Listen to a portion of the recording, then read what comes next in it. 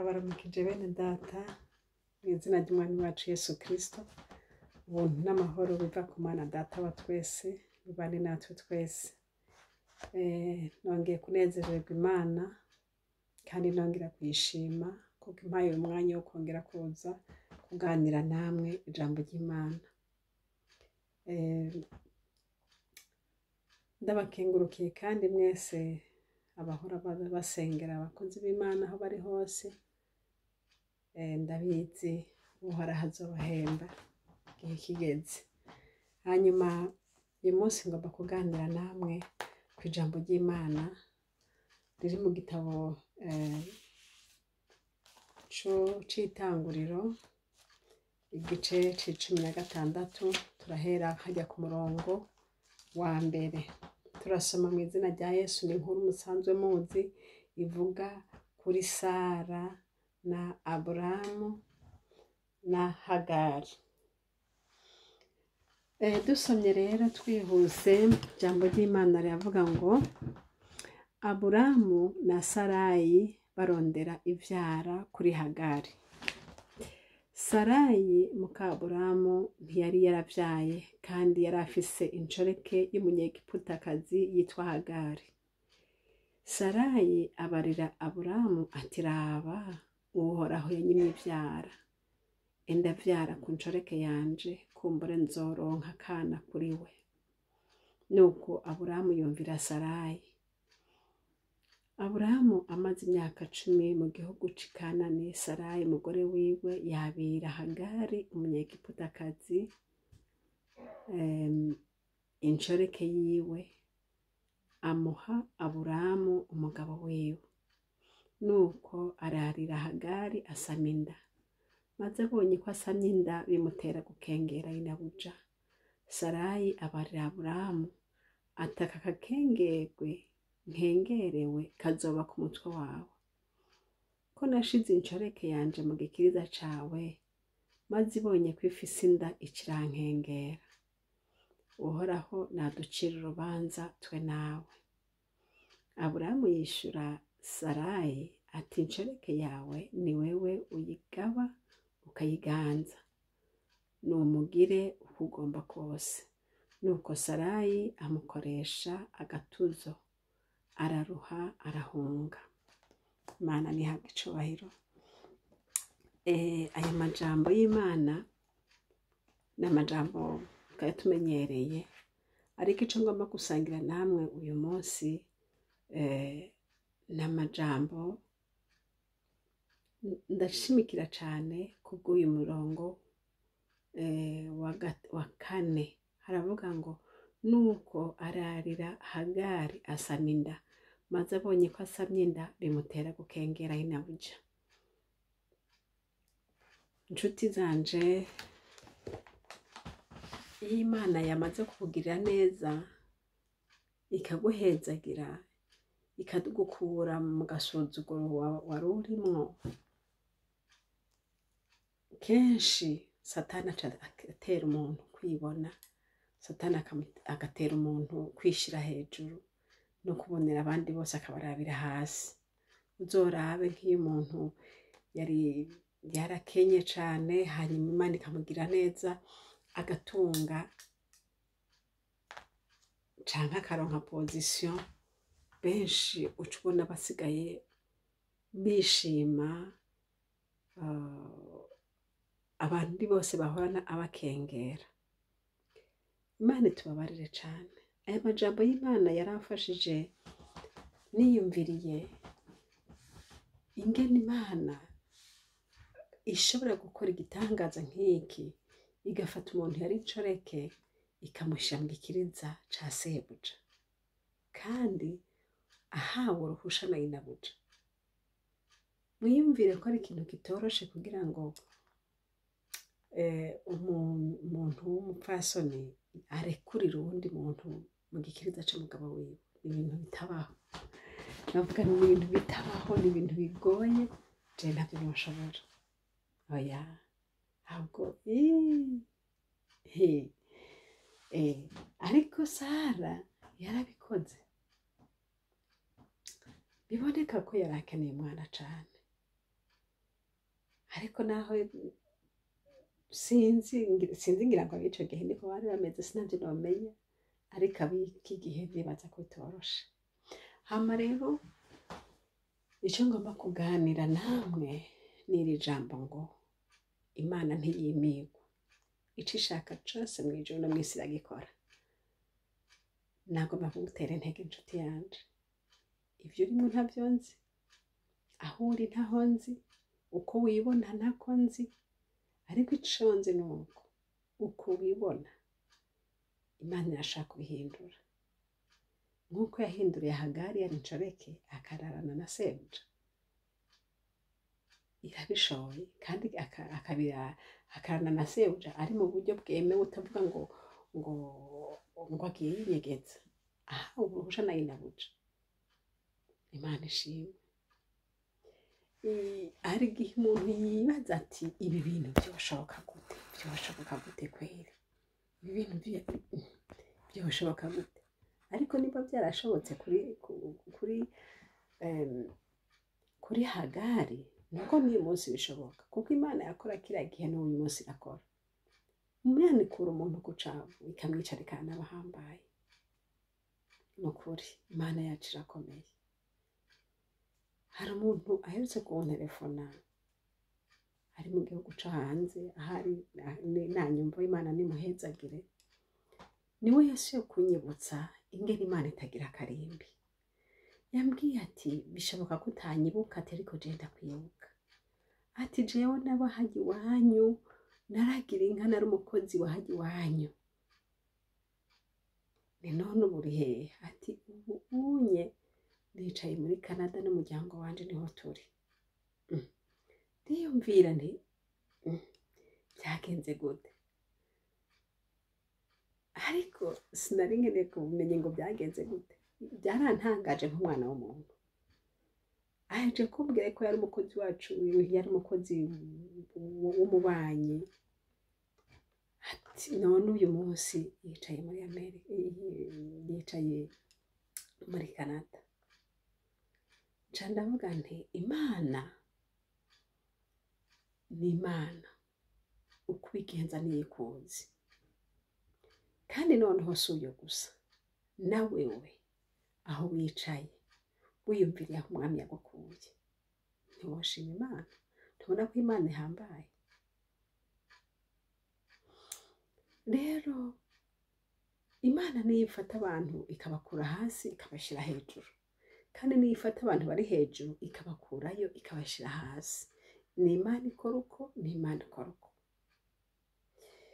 Nibuka igihe twava muri Afrika batubwiye kuza ino Buraya, naciye ndaba kuri globe terrestre, ndaraba kugira ngo ndabe aho hantu baturungitse, aho hatumbereye.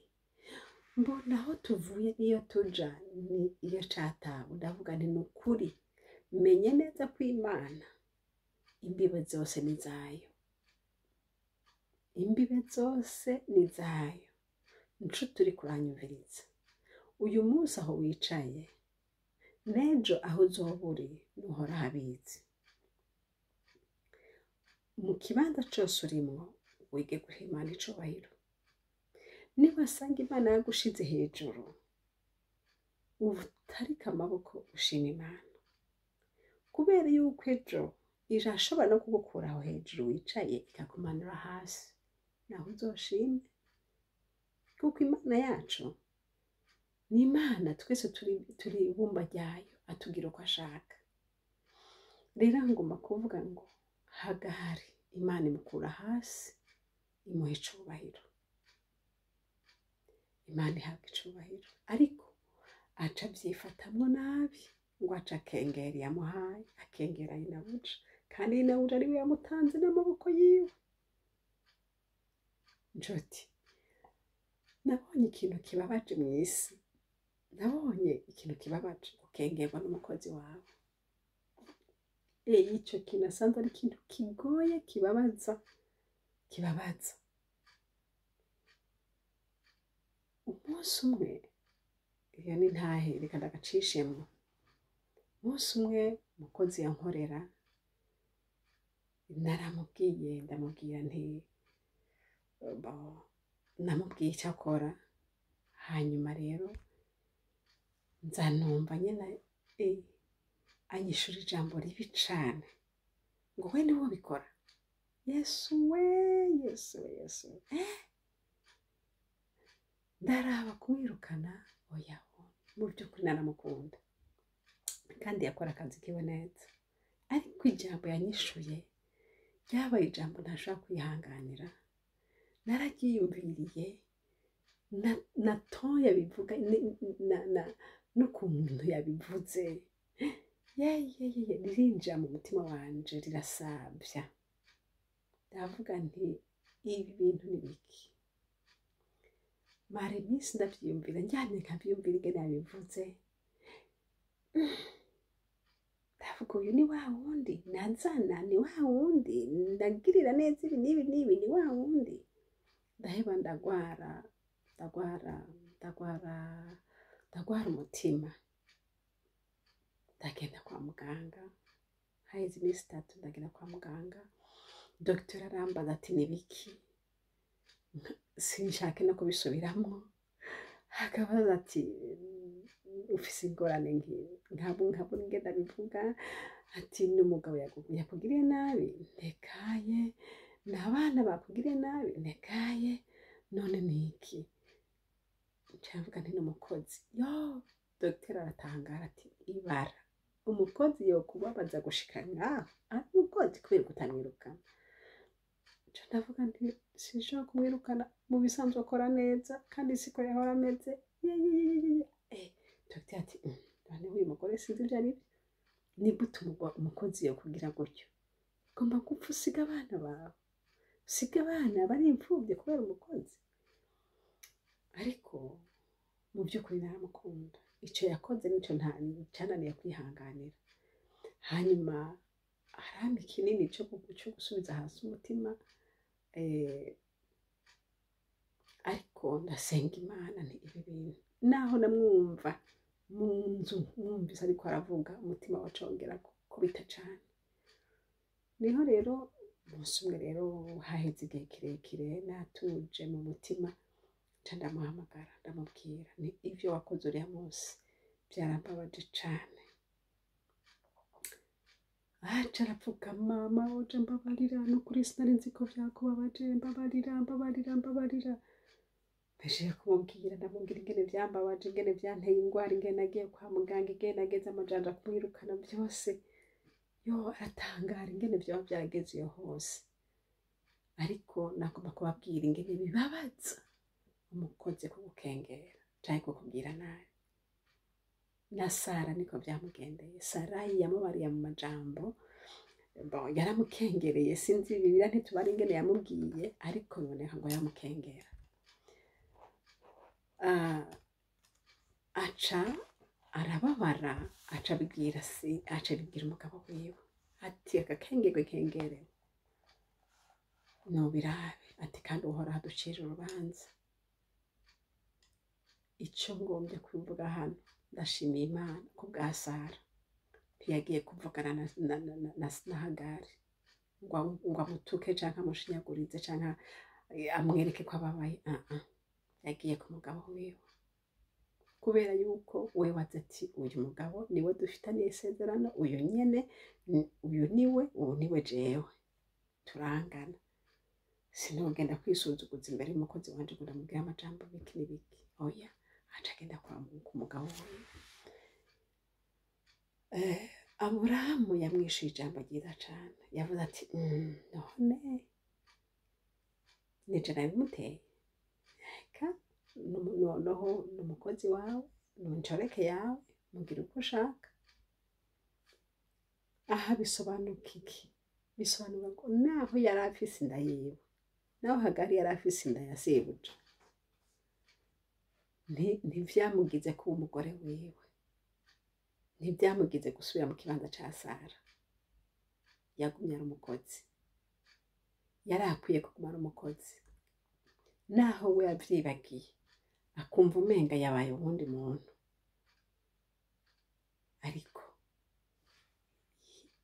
ico yari arico yari incoreke. Niko kazi Imana yari yaramuhaye. Ijuru ryari ribizi ko ari incoreke. Nshuti nkunda, aho uri hose, ivyo urimwo, menya ijuru ryaguhaye akazi akahe. Ijuru rirabizi ico ryaguhaye. Uko wohezagirwa kose, niba uri umuplanto bakaguhemba amafaranga menshi, ushima Imana, ariko ubandanya akazi kawe hawe. Ico uri, ico Imana yakugize, Imana izoguma ikiguharurako, kuko ni Imana.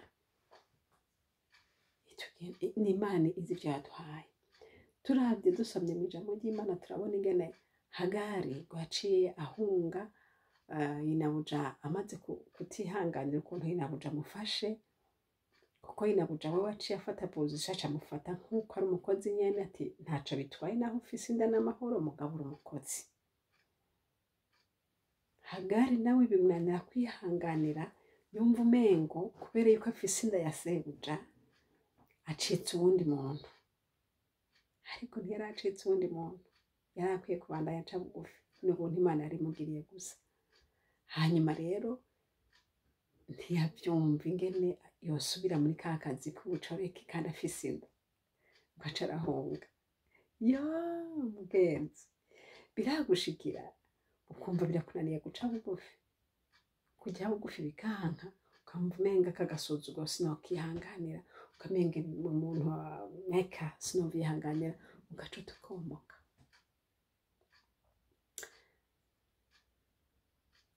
Hagari amaze guhunga, yahungiye ahantu ngo mu bugaragwa mugabo hafi y'umugezi. Yahungiye aho guhungira. Ese coma nawe ni bahunga uzohungira aho guhungira. Aheza Imana ishobora kugusanga. Ndakwifuza n'ivyakuguhora, uzogenda ahantu Imana yagusanga.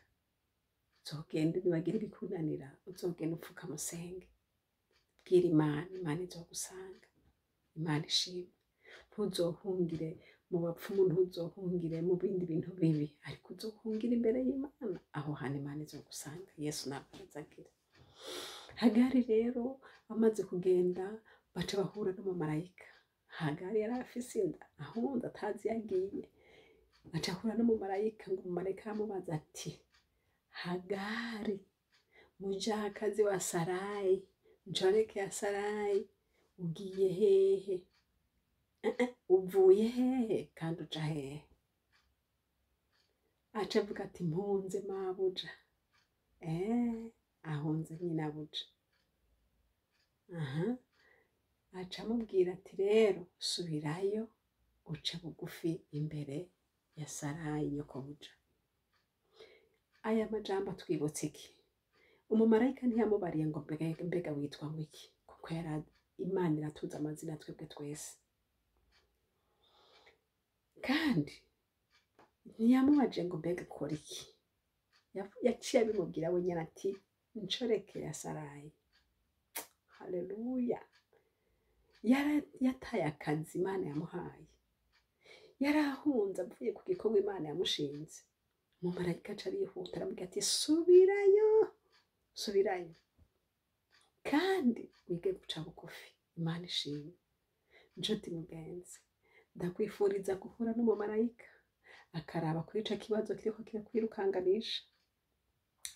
Nimba vyavuye kuri wewe, arakugira inama nziza. Niba bakuboneye by'ukuri, Uhoraho aragutabara.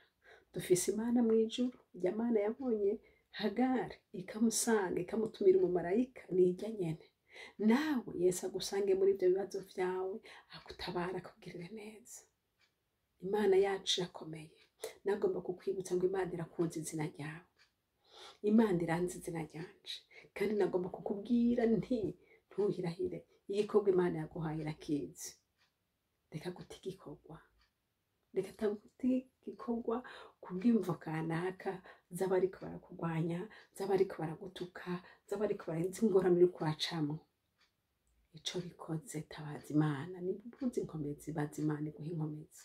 Niba bikugoye, bwira Uhoraho agutabare. Ariko reka guta, kuko Imana izokubaza ivyo yaguhaye. Yabwiye Hagari imubwira ngo subirayo, kubera iki itabonye ko Hagari arushe, yariko yari afise n'inda kandi akongera gukoreshwa ibikorwa na inabuja,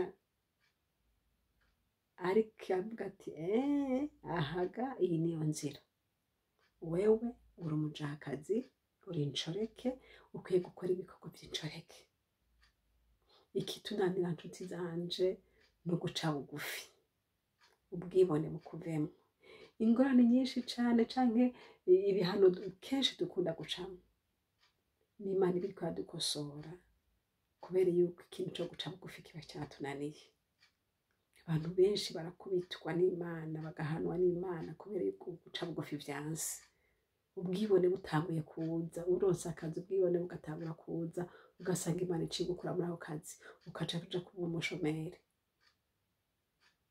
Kubera iki? Kubera yuko wowe ari wabikoze.